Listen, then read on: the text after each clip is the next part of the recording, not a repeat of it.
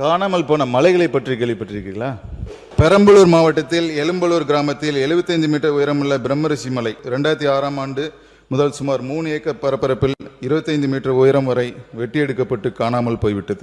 பெரம்பலூர் மாவட்டத்தில் அறநிறை கிராமத்தில் 90 மீட்டர் உயரமுள்ள கோனாரிபாளையம் மலை 2004ஆம் ஆண்டு முதல் சுமார் 8 ஏக்கர் பரப்பரப்பில் வெட்டி எடுக்கப்பட்டு காணாமல் போயிடுச்சு. பெரம்பலூர் மாவட்டத்தில் செங்குணம் கிராமத்தில் 25 மீட்டர் உயரமுள்ள செங்குணம் மலை 2026ஆம் ஆண்டு முதல் சுமார் 7 ஏக்கர் பரப்பில் 20 மீட்டர் வெட்டி எடுக்கப்பட்டு காணாமல் போயிடுச்சு.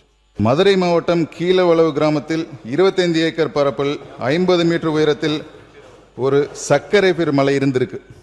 ஆனால் 2003க்கு அப்புறம் அந்த மலையில் 7.5 ஏக்கர் காணாமல் போயிடுச்சு. மதுரை மாவட்டத்தில் கொண்டையம்பட்டி கிராமத்தில் 35 மீட்டர் உயரமுள்ள குன்று 2021க்கு பிறகு சுமார் 5 ஏக்கர் பரப்பு வெட்டி எடுக்கப்பட்டு காணாமல் போயிடுச்சு. திருப்பத்தூர் மாவட்டத்தில் ஆம்பூர் பேட்டை கிராமத்தில் 10 மீட்டர் உயரமுள்ள குன்று 2024ஆம் ஆண்டு முதல் சுமார் 2 ஏக்கர் பரப்பு வெட்டி எடுக்கப்பட்டு காணாமல் போயிடுச்சு. ராணிப்பேட்டை அனந்தலை கிராமத்தில் 16.16 ஹெக்டேர் பரப்பளவில் 70 மீட்டர் உயரத்தில் அனந்தலை மலைன்னு ஒன்று வந்திருக்கு. ஆனால் 1998க்கு அப்புறம் இந்த மலையை காணாமல் போயிடுச்சு.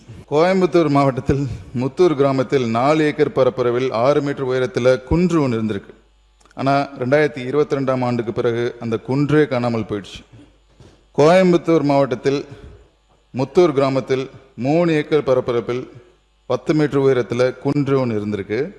ஆனால் 2022ஆம் ஆண்டு முதல் இந்த குன்றே காணாமல் போயிடுச்சு. தென்காசி மாவட்டத்தில் அரியநாயகிபுரம் கிராமத்தில் 7.5 ஏக்கர் பரப்பளவில் 50 மீட்டர் உயரத்தில் கோணமலை இருந்திருக்கு.